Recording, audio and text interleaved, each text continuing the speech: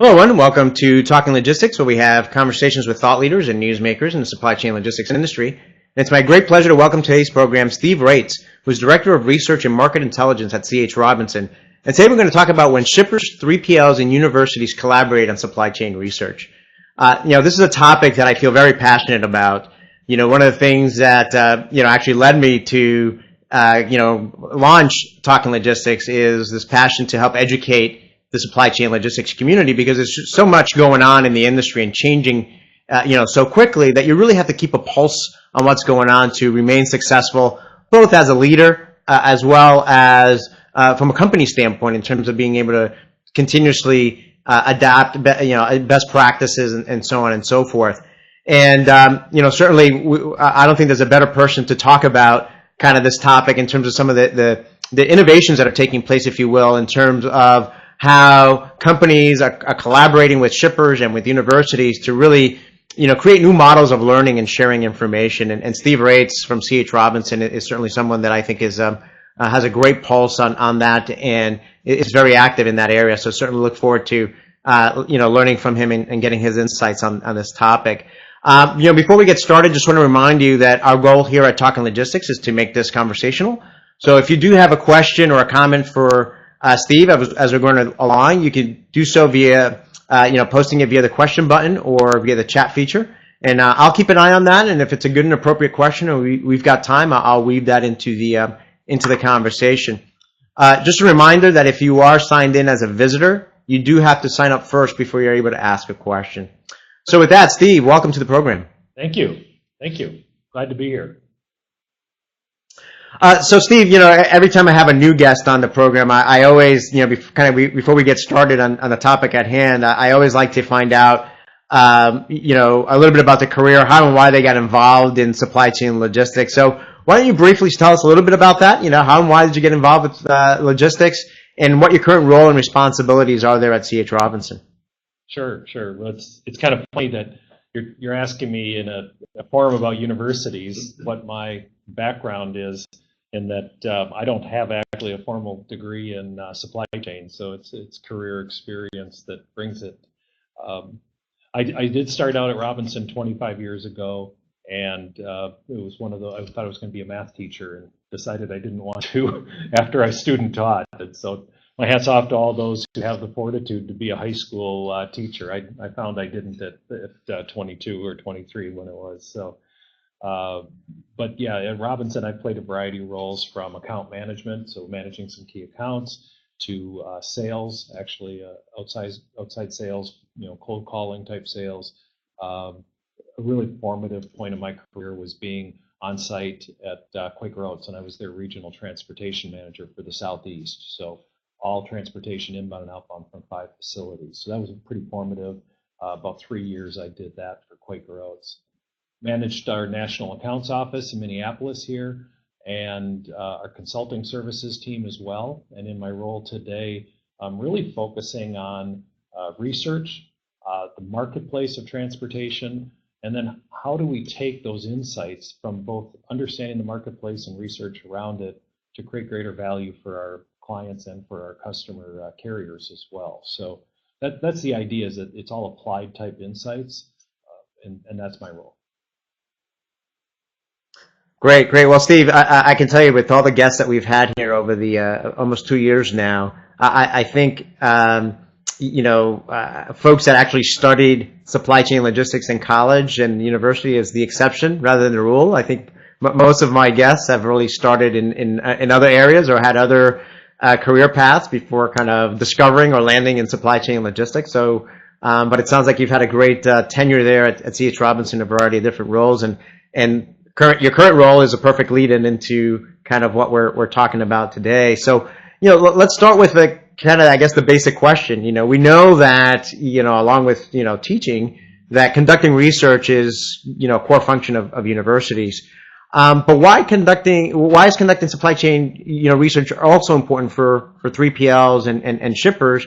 And do you see there being a greater need for that today versus, a few years ago? And if so, why?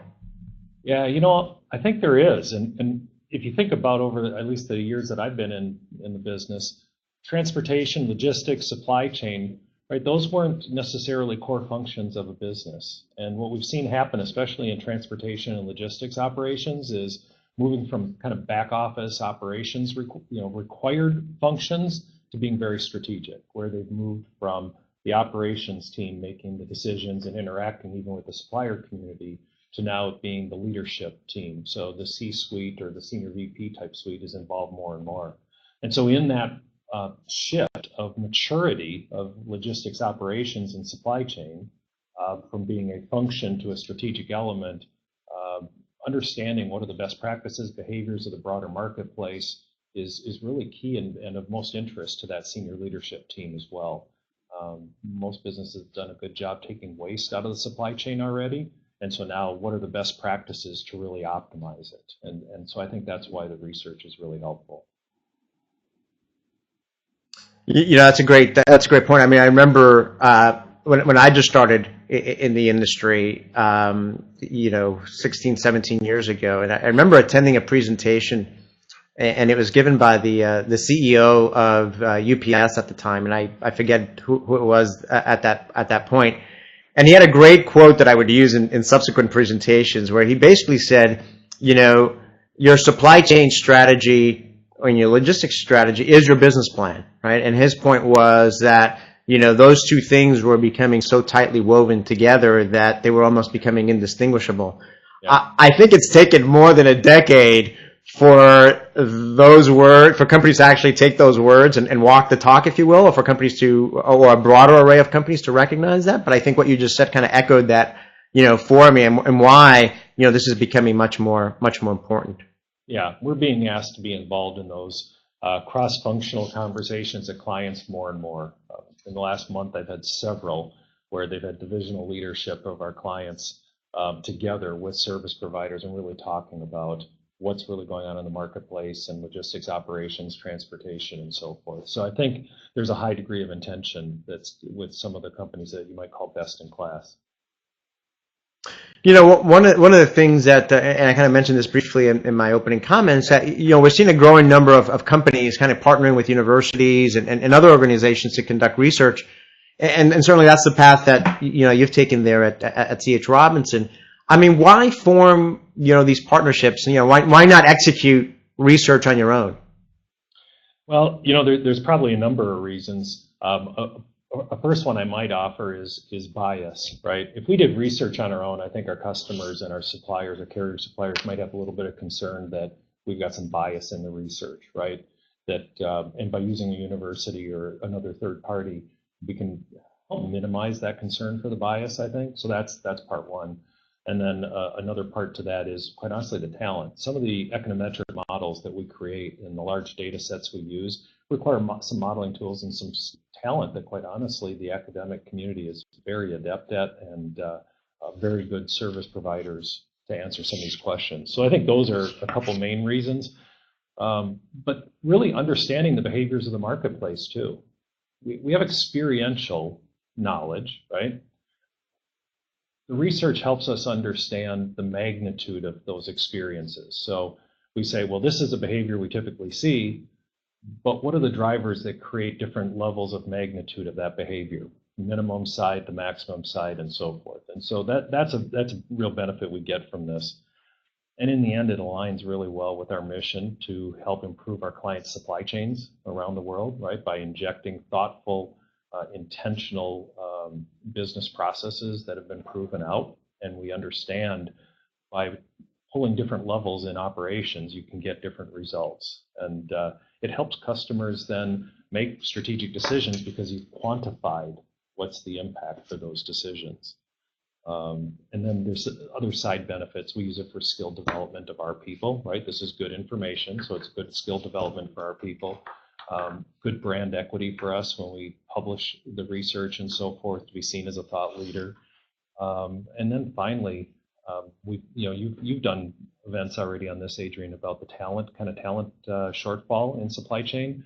And I think if business participates in the university community, we can help create some energy around supply chain as a major, get students involved, and make sure that our discipline and our practice continues to really have a pipeline of talent that's needed for the future. Yeah, those are all great points, and I think to me it boils down, and I forget. I think this was the title of a book, and I forget who wrote it, but called "We Are Smarter Than Me," and I think that I think to me it kind of boils down that way, right? Because I think everyone brings a different perspective, different experiences, different skills and talents to specific research questions and problems and areas of interest. And to be able to kind of bring those resources and perspectives and talent from the different points of view, I think ultimately results in the most rich and fruitful insights than each person trying to do it off on their own type of thing. Agreed. So let's get a little bit specific now. I mean, tell us a little bit about some of the organizations that you've partnered with to date, and why did you select them as partners, and what role does each party play in the research process? Yeah, so there's really three schools we are most active with research. We're actually kind of teasing through a fourth right now. MIT's Center for Transportation and Logistics out in your neck of the woods there in Cambridge. The University of Minnesota Carlson School of Management here in Minnesota in their supply and operations team, and then Iowa State University's supply chain and MIS department. So those are our three primary schools, and really the reason we chose MIT and Iowa State, to be honest, is they really like transportation. I think we found not all supply chain programs have maybe faculty that really is passionate about transportation, and thus far a lot of the research we've done has been in transportation. And so you've got Chris Kaplis as part of the team there at MIT, and he's very much a supporter and very interested in transportation. And then at Iowa State, Bobby Martin, Scott Graw, and Yoshi Suzuki, again, three strong transportation people, where you're looking at people with practical background in transportation too. And then University of Minnesota, quite honestly, is a proximity. I'm sitting in Eden Prairie, just south of Minneapolis in the suburbs here, and so we've developed some projects with them, and that's very much proximity. But they've got a very strong research faculty base there as well. You asked about the role that we each play. It depends on the schools, but most of them, at least our experience thus far, is we've brought the research that we wanted to commission, right? So we brought the research idea. And we've had a sense of what we thought the answers were going to be and what type of data and insights we could bring to it. And so we tend to initiate the project ideas, and then the universities offer the talent. And we use the talent both in students, so like thesis research projects or experiential ed projects. So there's a couple of the schools have I guess you call them experiential research projects as part of their curriculum to get their master's, where it's built in. It's like a consulting project. And then thirdly, even faculty research. So some of the research we've done at Iowa State has been done by the faculty. And really a reason you do a faculty versus maybe a grad student, at least our experience thus far, has been both the type of skill or talent you need or the experience. Students don't always have it. And then secondly, the amount of time that we think a project will take. If you're doing a project with the students, you're time bound by the academic calendar. And if you have a project that you think is going to take longer, faculty research just works a little better. They have more latitude with their schedule.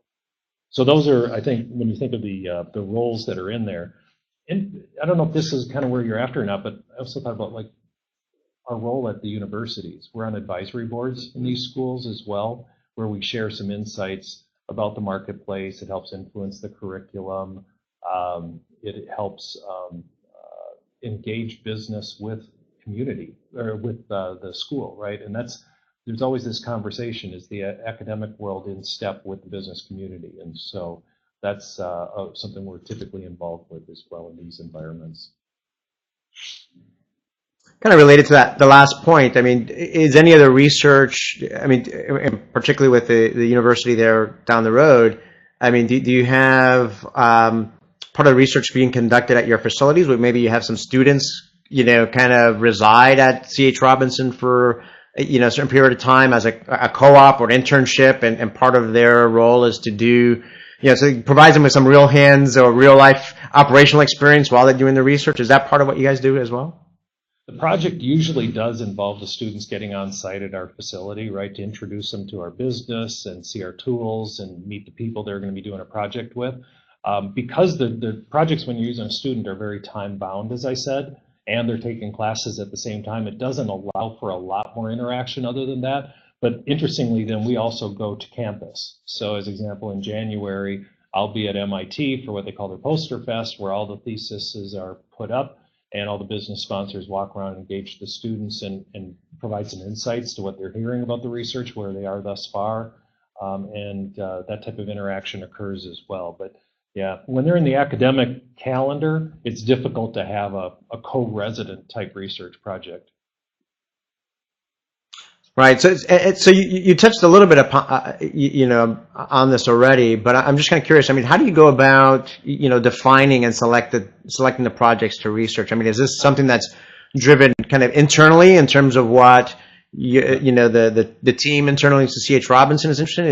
Is it questions that you're getting from customers or from your carriers, or how are the topics defined and selected and prioritized? Yeah.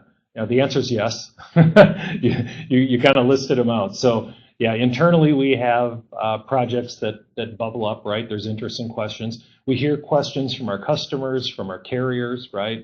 From our operations team, our analysts, even things you read in the public space, right? So all of those contribute to kind of the prioritization scheme. So I've got a list of research ideas, and we prioritize through those. But to be honest, getting to an actual project starts with a broad list, but then spending some time with your academic partner to say, do any of these align with the initiatives of the students or the program or the faculty, right? Is there something unique you can bring? Would you support it? So not every project that we dream up, the academic community actually wants, to be honest. And so there's that element as well. Yeah, no, I would imagine. So let's give some examples. I mean, can you share with us, some of these research projects that you've done, and what insights and benefits have they provided?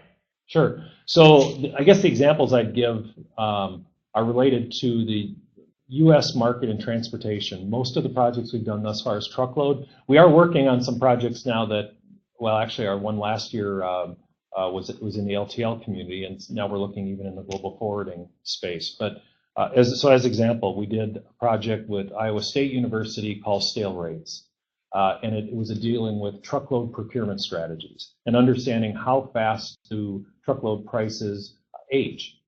Do they age? Are they good for more than a year or less than a year? That kind of question. And so we answered that question and the benefits of a frequent procurement event. So going to your carrier community with a frequency that creates value. And so we composed a white paper on that outlines the findings of that. Another one is lead time. So again, in truckload community, a shipper tenders a shipment to a carrier. How much lead time do they have before that truck needs to pick up? Do they have to pick it up the same day the load is tendered? Is it 2 days out, 3 days out, and so forth? And of course, we found a relationship that if you give a little more lead time to the carrier community, the likelihood that they'll accept the shipment at the price that's been quoted and on file, it's very high, right? And as you get closer to the actual ship date, the likelihood the carrier can accept it declines. And it simply goes to today's marketplace and all marketplaces of an efficient carrier community. Your trucks are booked out multiple shipments in advance, and so you need to get built into the carrier's pipeline of capacity. Another one, aggregating low volume lanes. So that last one was with MIT, the Center for Transportation and Logistics. Another one from MIT was low volume lanes in the truckload community. So I've got 5, 10, 15 loads only in a lane in a year. That's difficult for the carrier community to plan against. It's what you might call lumpy demand. So if you're in supply chain and you're doing demand planning, carriers do the same thing, right? And if you aggregate low volume lanes that are in like corridors or like markets, you smooth out some of that lumpiness, and then the carrier community can make a better commitment, a better price, and the research talks about that, what was found. And then we just finished one at MIT last year in the LTL sector. So this way we went into the sustainability space, and we collaborated with an LTL carrier and with MIT, and we developed a new methodology to estimate carbon emissions at the LTL shipment level. there's ways to do that are out there that are painting with a broad brush might be the way to say it.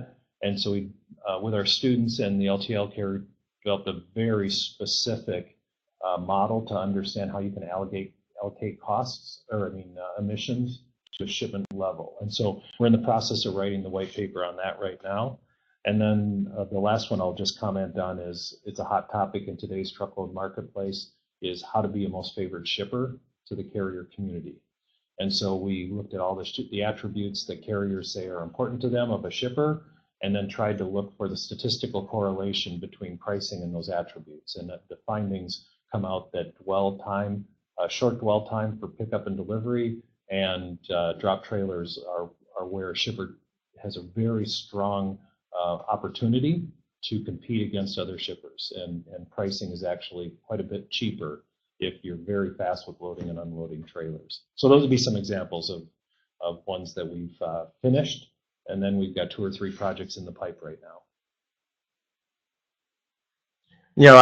Obviously a great diversity there of different projects and different focus areas. Quick follow-up question here. I mean, obviously you've, as a company, you've become more and more global, right? And a lot of your operations now and your focus for growth is actually, overseas. Do you currently have any kind of research activities focused on your operations overseas, or is this the model that you've kind of have developed here with local universities or U.S. universities, and are you looking to replicate that in other regions of the world? Yeah, I think we will. It's interesting as we take a look at this. Where is some of the most immediate demand? And be honest, when we started doing this, and it's not just me. I should give credit to there's a host of people on our team that helped make these things happen. So I want to make sure that I don't want to say I on any of these things, but when we look at the projects, it's where do we have some business needs? Where are the customers asking the most questions, right? When we talk about that process of prioritizing. And certainly as supply chains continue to be increasingly global, and then there's pressures that are out there from the widening of the Panama Canal to customs issues to rising labor rates in China and the drift to Southeast Asia for manufacturing. These are all the types of things we're talking about to say, is there a research project we can do? And so what we try to look at is, where can we do more than an opinion paper or an experiential paper is probably the better way to say it. Do we have data? Can we differentiate the output because of the data or a model that can be created? And so those are the things that we're working through around those kind of topics now is we certainly will write experiential white papers. And I think as a company, we put out very good ones. We try to not have too much bias in them. But when it comes to research, data is a key element to that, and a question that our customers are asking. So the short answer is yes, we look to do some things in those areas.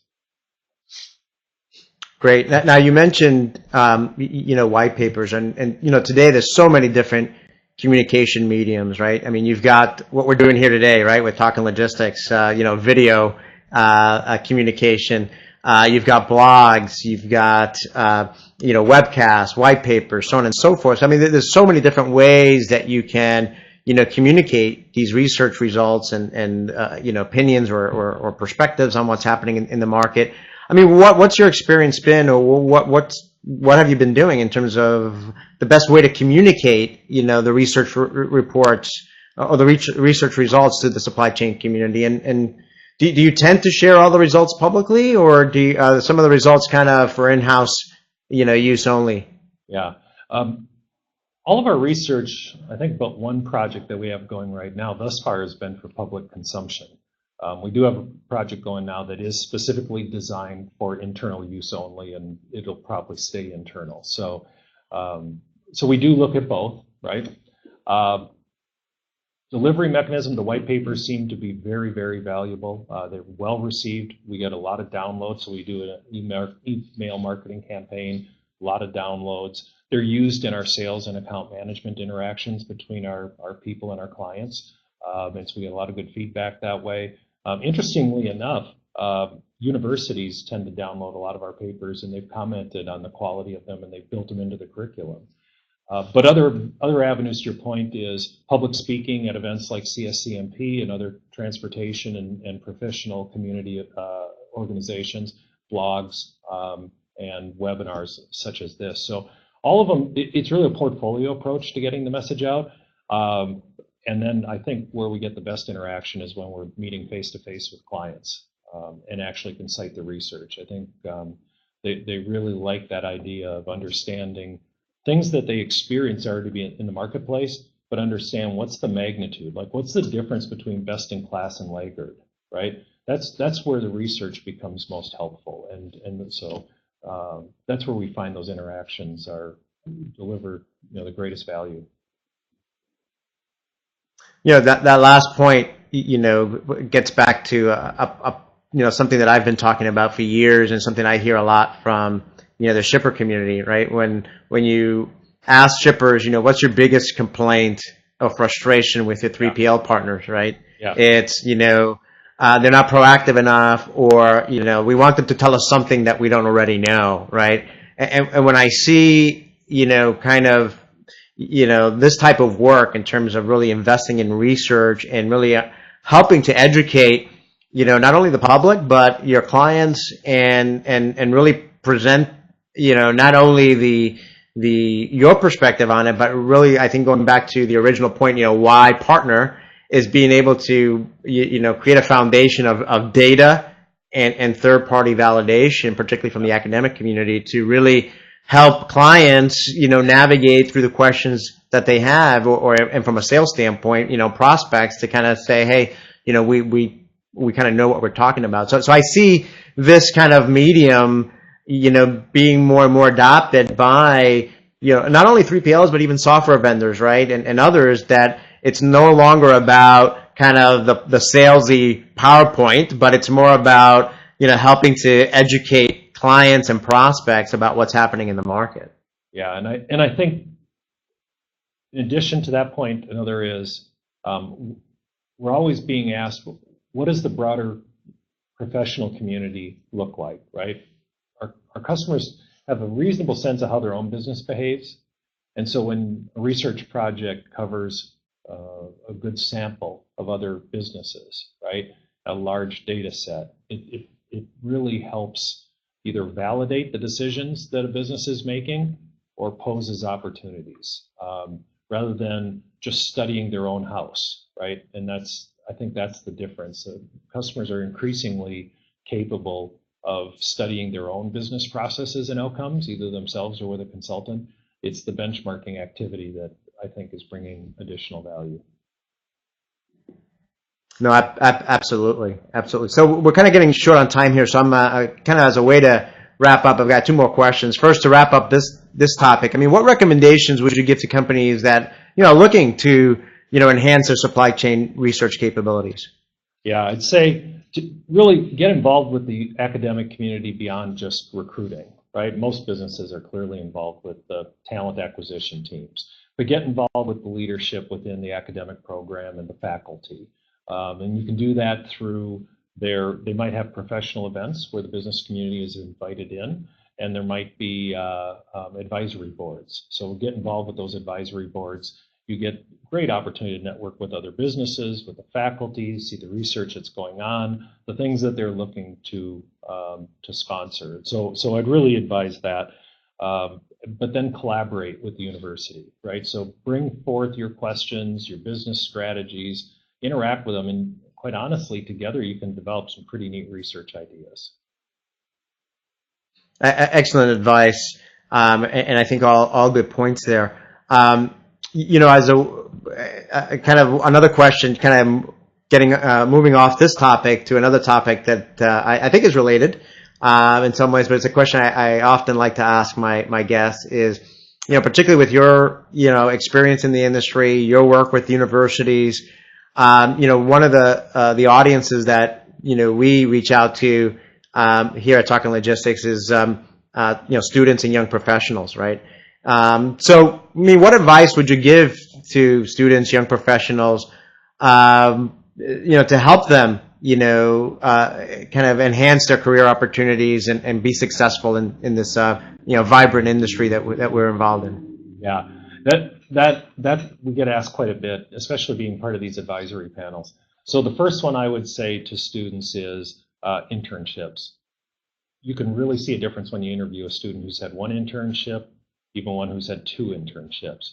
The skill set that they come, the perspectives they come with is a differentiator. So seek internships during your college career.